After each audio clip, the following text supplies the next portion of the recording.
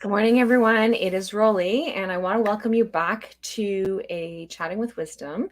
And so, Chatting with Wisdom is all about being able to inspire women and having inspiring women share their wisdom and their knowledge with us. And after a little bit of a hiatus since the women's conference, I am excited to be back in the full swing of things. And so, super excited for that. And so, I'm going to introduce to you Rachel. I just finished asking her, is it Rochelle or Rachel? And so Rachel Isabela is the top banana at the Heal Sing Love, where she helps fatherless daughters heal their wounds of unworthiness and create happier lives.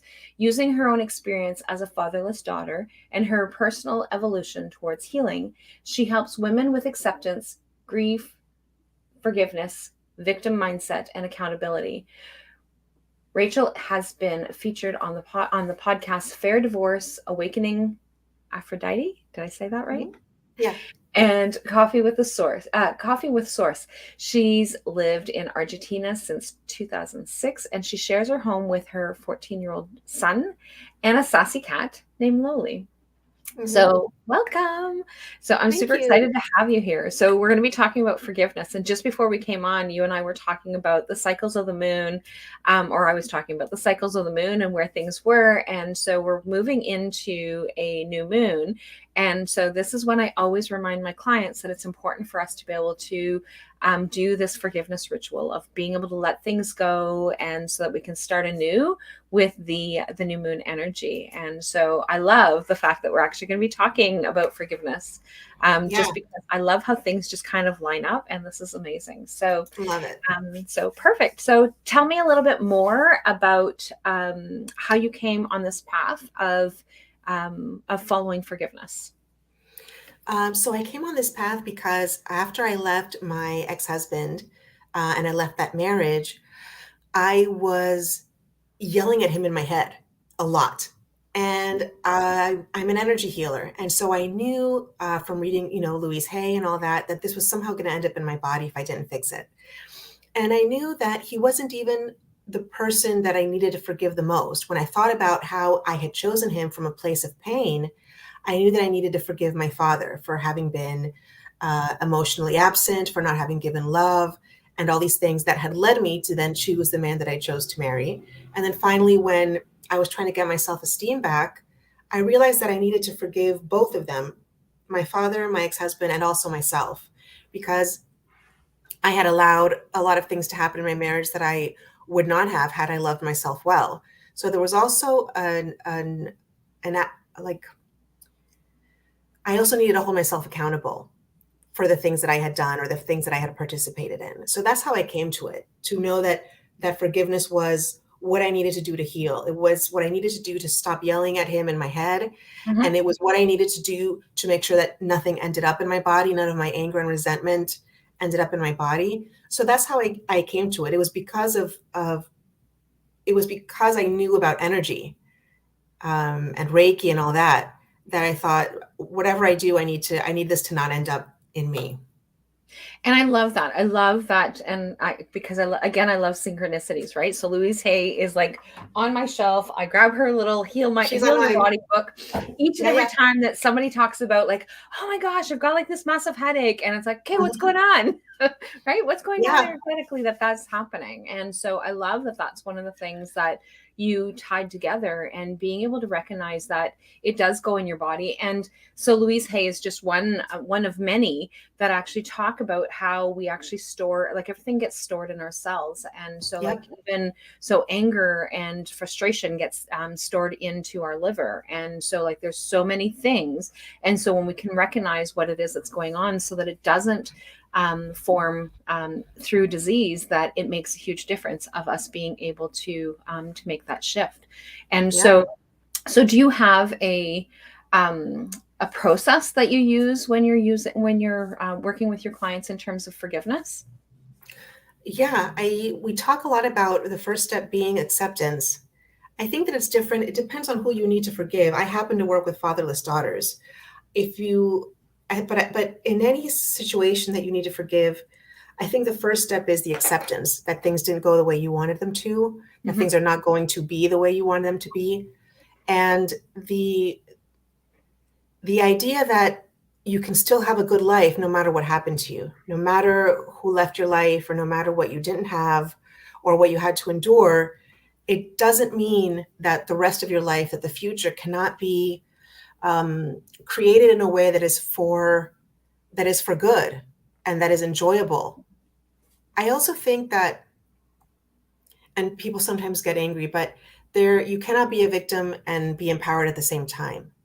And so I think victimhood is something that's very comfortable. And I think we've all been in it. And it's just basically sitting there and being upset that things didn't go your way. And as soon as you accept what was and that it wasn't what you wanted it to be, you take a step toward empowerment. Yeah. And And right. yeah, and I Yeah. like that, right? So sorry, I didn't mean to interrupt. No, it's Um, okay. but like I really like that that concept of, because one of the things is I've worked with many women over the years that have had those wounds, not necessarily just with fathers, but with other wounds as well. And so like in reference to that forgiveness and being able to continue with being able to kind of step things forward, is being able to have that acceptance. And once we accept, we are no longer a victim. And I never really put that into context that way, but it's like, you're right. And so it makes a huge difference in terms of that aspect of like that you actually get to step out of that space and energy, because once you've been empowered. And I know that a lot of people that I talk to, every time that I talk about forgiveness, I always have somebody that says, well, I don't want to forgive them. What they did was wrong. And so it's like, okay, but forgiveness isn't for the other person, it's for you. Right. And Mhm. that's exactly what you said in your subject title, right? So forgiveness is the best thing that you can do for you. Yes, I hear that all the time. I call myself a forgiveness coach, and some people run to that title and they think, oh, this is going to be amazing. And some people are really triggered by it. And they Yeah. take a step back and they're like, I do not need to forgive, or he does not deserve that kind of grace from me. And I know that so many people, like you said, don't realize that it's for them. I think it has to do because it has to do with the way it's phrased. At least this is how I interpret it. Because we say, I forgive you. So it's almost like you are doing something for them. Yeah. In the way we phrase it, it's considered like a gift, like a letting go, like I now free you to go on and live your merry way. Um, and if it were maybe phrased differently, we would realize that it is for us. Yeah. And that first step of acceptance is a kind of, I'm not happy with my father. He didn't love me. He didn't love me. He didn't love me. And the next question is, okay, what are you going to do about it? And in that acceptance, like you said, is the first step towards empowerment. It's the, well, fine. What am I going to do about it now? Yeah. Yeah. And it really is about that. What are you going to do? And that, what's that next step? And so one of the things that I used to say to my kids and my husband all the time is, so, okay, so you're complaining about this. Okay. So you're not happy about whatever the circumstances or whatever the situation is. Now what? Right now Right. what? Right. So, and Yeah. I do that with my clients as well, but not in the same sense, in the same way. I'm a little less direct with Yeah. my clients, a little more gentle than I am with my husband. And so, and with my husband, it's like, okay, if you're not doing anything to change about it, I don't want to hear about it anymore. Yeah. Right. So, but it just Well, really is about like, what's that next step? What are you going to do about it? How are you going to change it? How are you going to fix it? And acceptance is that first step of being able to do that, doing that step, right? yeah. So much of what I do with my clients is about changing the mindset, changing the victim mindset to the empowerment. And so then your way of seeing your father and all his flaws and all of your pain and all that, it does shift into, what did I learn from it? What do I give people? What do I give to people because of what I lived through? And it's about changing the mindset from victim to empowered. And like I said, I love that. Like I love how you're able to do that. So what are some of the other things? So changing their mindset is one of the first things. Acceptance, changing their mindset, and then what's the next step from there? Unresolved grief. We talk about grieving, where you aren't constantly, slicing yourself open, talking about your wounds, but tell me your story, and I will be your witness. And you deal with unresolved grief. And then once we deal with the kind of the negative parts of it, like the acceptance and the grief and the pain, then we start building you up in terms of how can we change your story, you know? How can we work on your self-esteem? How can we help you create boundaries? Because I mean, my father is alive. I just haven't spoken to him for 22 years, and I chose that, Yeah. and so that is a boundary that I put up for my own good. And he wasn't, he wasn't abusive. I would never say that. He was really indifferent. He didn't love. And I realized that there isn't room in my life for someone like that. Even if they helped bring me here and I carry half of their DNA, you can actually keep a family member from your life if they don't love you the way you feel you deserve to be loved. And I And think that's what happened with him. It wasn't, I can't really even say that he was, yeah, like I said, abusive. It was just, wow, I think I deserve better than what you have to offer. You really, your love is really mediocre. It's really breadcrumby. And I don't feel good about myself on the receiving end of it. So I would rather have nothing than the little bit that you have to give. And I think that that's one of the things that people really struggle with, especially if they've already been in their lives, right? So when you Yeah, initially set that boundary, and even though it was like a come and go based on and the way that you've described it, it's kind of like come and go, been there a little bit, not really there. And so when we establish that boundary of like this is where it is, and so in your case, it's been 22 years, and you've not rekindled or reconnected with that relationship. Whereas somebody may decide later on down the road that they're going to try again. And if they do, they absolutely. do, right? So, and it's all about that being that choice and being able to have that, and like you said, having that boundary of being able to have that limit as to what it is that's going on. And so that's, I think, one of the biggest challenges as well is being able to establish that boundary where it's like, well, he's your dad, you should love him, right? I've Like heard how that many so times would you much. have heard that? Oh, I've heard that so many times. And the whole, who's going to walk you down the aisle? I don't know, someone else. I mean, you know, that whole thing, like this very romanticized idea of how are you going to get down the aisle if, um, my father reached out to me about a year and a half ago. And what was devastating to me was that he hadn't changed, was that I am so about working on myself. I'm so devoted to my personal growth that to receive an email from him saying, hey, it's been so long, maybe we should talk, maybe we should heal the wounds of the past. I want you to know that I've forgiven myself. And like that floored me. I was like, well, I didn't hear anything from you. It's really easy to say I've forgiven myself. He didn't have to say it to my face. He didn't have to say it in a video chat. He had typed an email. And in an email, he wasn't able to say, I realized that I don't know what he forgave. I asked him in an email, I said, what exactly did you forgive yourself for? Because I didn't hear anything from you. And so that was, I think that devastated me all over again in a way. It took me a few weeks to get out of that because there was this new disappointment. I had healed a long time the disappointment that he had shown throughout my life. And this was this new disappointment of, oh my gosh, he is exactly the same. How can it be that in 20 years, he's this, it left me like kind of stupid. Like, I cannot possibly understand this. And so I just felt, well, I really haven't missed anything then these 20 years. I have not missed out on anything. So, I let him go and I wish him well. I think he's perfect the way he is. I think I'm perfect the way I am in the sense, you know what I mean? That, Yeah. we're not perfect, but that he doesn't need to change for me if he doesn't want to. And I don't need to change for him if I don't want to. And just in this lifetime, we're just not going to be close. Yeah. Maybe in the next one, maybe wherever. But I wish him well. I really do. And being able to have that, and so I commend you on the strength, because that is not easy to do. And so when somebody does step back into their lives, like, so what kind of advice can you give people when they're like, okay, well, they've just come back, so like you said, right, where they don't get back into, because I'm assuming based on the fact that you've made a lot of changes over the years, that although that you were disappointed, it didn't cave you the way that it did 22 years ago. So Right. how can somebody kind of move through that if these things happen to them? If someone comes in after a long time and wants to make things better, I think a conversation is always needed. I think it's kind of like when in a relationship someone is unfaithful, and depending on how they come back, do they come back and say, "Well, I'm sorry, okay, just get over it. Can we move on?" you're just not going to. But if someone says, I'm so sorry, this will never happen again, let's go to therapy, I will do whatever you need me to do, then that is something that you can talk to.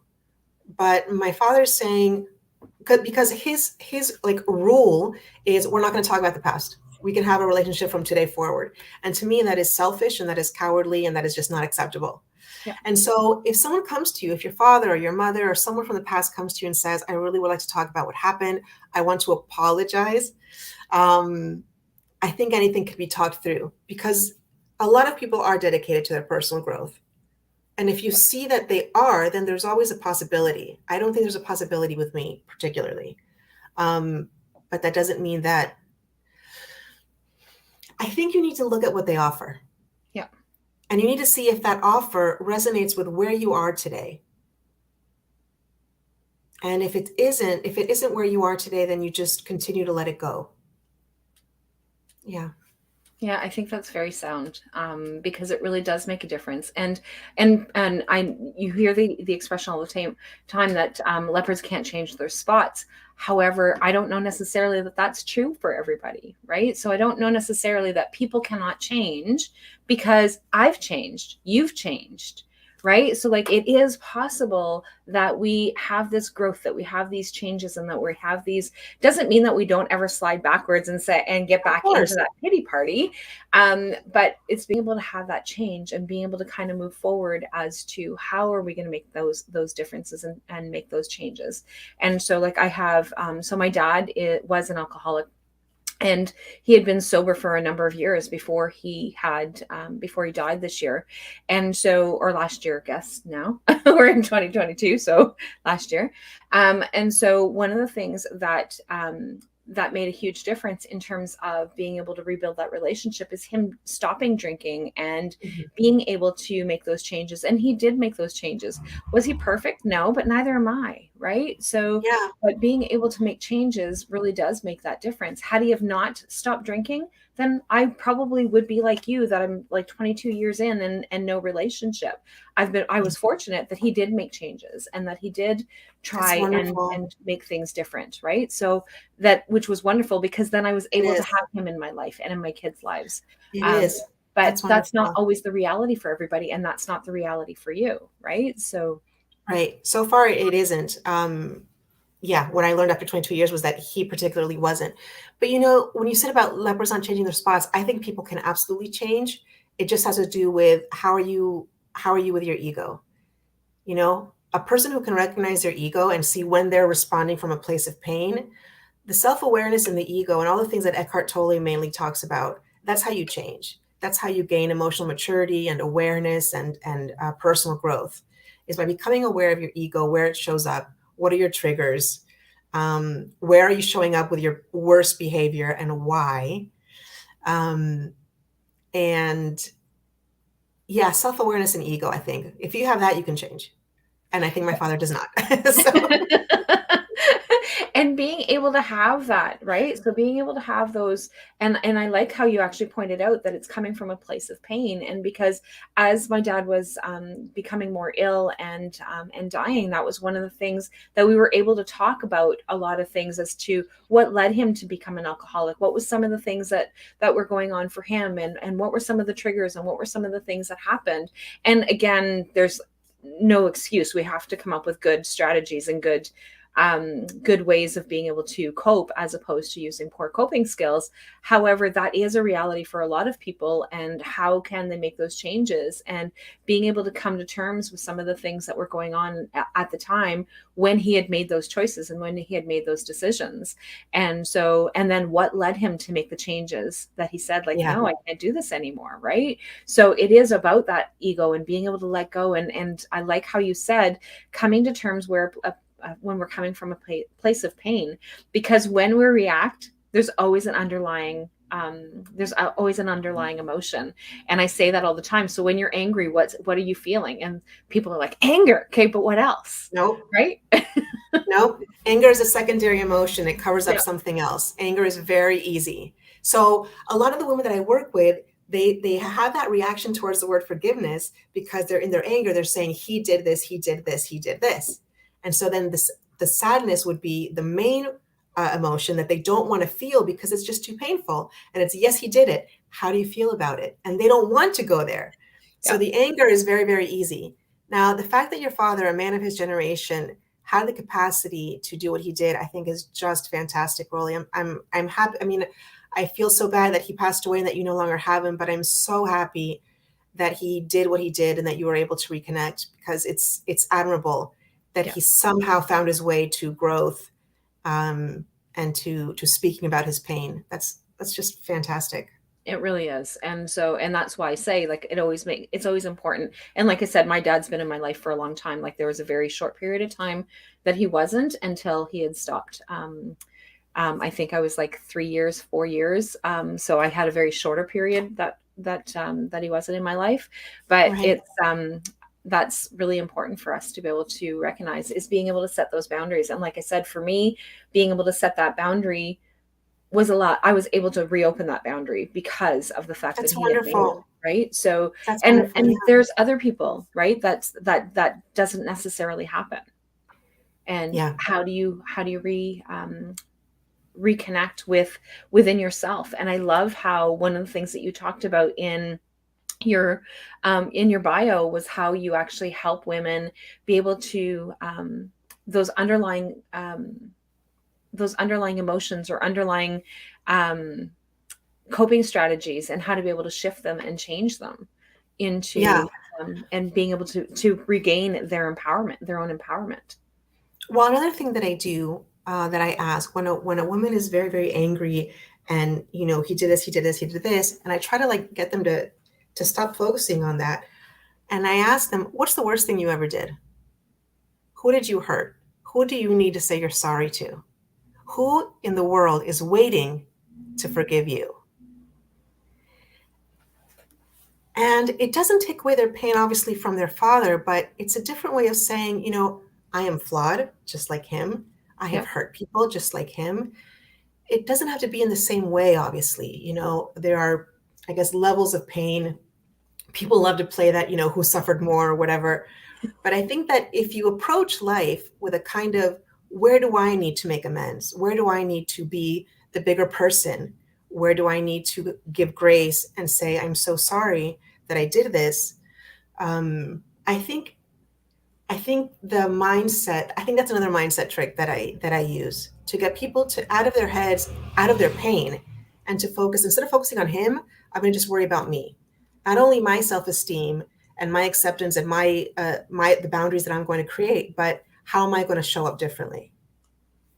Yeah. Because you can't be expecting something that you're not also willing to give, you know?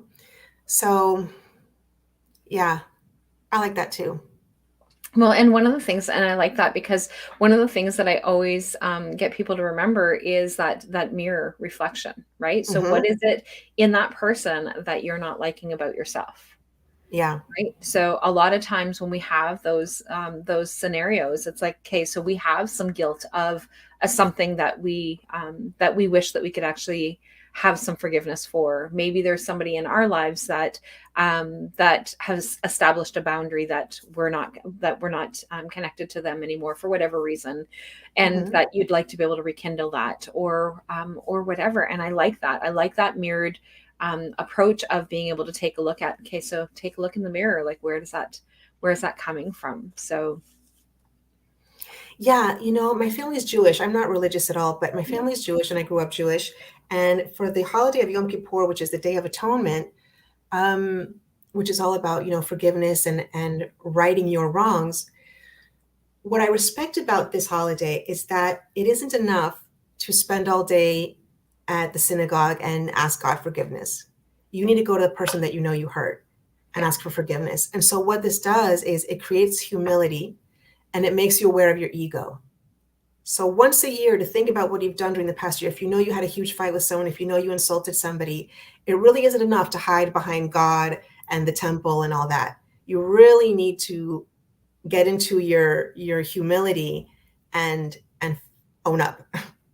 And it really is. And I didn't realize, because I don't follow the Jewish practices, so I didn't know. I've heard of Yom Kippur, but I didn't know what it was or Right. anything. And so, and I love that. I love that there's actually one day a year. And like you said, that it's in the temple and it's only to God. So like so we grew up Catholic. And so with us, it was the sacrament. One of the sacraments was being able to go and do your forgiveness with and again, it was with the priest. And it was like, okay, so what about the other people? Right. Right. Right. You say a few Hail Marys and God forgives you. Yeah, And everything's and good. yeah. Right. And from the place that I come from now is that God is all loving. So like I grew up Yes. in a Catholic background, and it's like everything is like God condemns, and like there's so much guilt around the Catholic faith. And so for me, that's the reason why I stepped away, was because like I God get is it. all loving, right? So God is all loving. So Yeah. whatever it is that you want to call that being, so whether it's God, the universe, whatever. And so, but it's all loving. It's not coming from a place of like harm of any kind of harm. I So agree. yeah, so I love that. And that's one of the reasons why in the practices that I have with working with the energy of the moon is that we do that monthly, is that once a month we have that opportunity to be able to step in and forgiving and releasing and a lot of it, because I do a lot of work within ourselves, like with the clients that I work with. And it's not necessarily about forgiving others, or it can be, but it's more about like, so what is it this month that you need to let go of?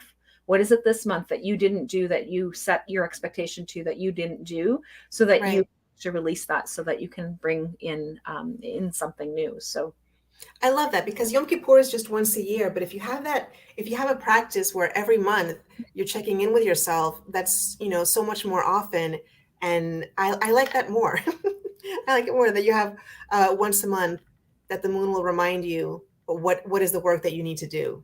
yeah. So, and it's being able to, because in order to be able to get something, you need to give something. And so Right. giving up what no longer serves you, so that you can bring in some new good, is one of the practices that are really important to me. And so, so that's one of the things that I do, is I encourage that to be done on a monthly basis. And I practice that on a monthly basis, so That's that, and wonderful. yeah. So, and we can probably talk about forgiveness all day, and still have people saying like, "Oh my God, are you kidding me?" Right? Yeah. So one of the things that I wanted to leave our listeners with is, what is it that you like? Do you have a special offer or something that they can actually connect with you on, or work with you? Yes, I have a one-on-one coaching program, and it is with fatherless daughters that have been either physically abandoned or emotionally abandoned by their fathers. And on my website, which is healsinglove.com, you can get more information on it. It's pretty detailed there. And you can learn more about me. You can read my blog posts. If you want to get to know me more before you choose to reach out, that's fine. But anything you need to know about me, that's on that page. So I just realized that because I copied and pasted, but apparently I didn't copy and paste the right thing. It says healinglove.com, No, healslinglove.com. So I'm heal. going to change that, and I'll go back in and delete the other post. Yeah, so It's heal, sing, healsinglove.com. love. Right. I just saw that, and I'm like, just a minute. That doesn't Yeah. look right. People don't always understand the sing, but to me, when people sing, they're happy. Yep. If you see someone humming or singing or whistling along, there's a happiness to that. And I think all of that comes with healing. It definitely does. And so, but I will definitely go in after and delete the the typo, and make sure that people can actually find it. So, but yeah, so like that's and it was just funny because I just glanced and I was like, oh, because otherwise I may not have noticed, and somebody would have been trying to get to the website. They And wouldn't have so found me. and they wouldn't have found you. Yeah. So heal, sing, love is, and I love that. And you're right. So that is one of the things, is that if you are singing, music definitely brings that higher vibration that allows us to be able to feel better. And Yeah. so, yeah, so beautiful. So my mom can't sing a tune, And but she sings all day. she sings all day. Of course. And we always like, Mom, stop it. But we definitely appreciate the fact that she finds that Right. importance of being able to have that. So Yeah. so we do tease her about her voice, but She doesn't care. She sings anyway, and she sings Good. louder. I do that too. I do that to my son. So beautiful. So thank you so much, and welcome everybody back to Chatting with Wisdom. We will be back next week, and I will chat with all of you guys later. Have a great Thank week. you, Rollie. Bye.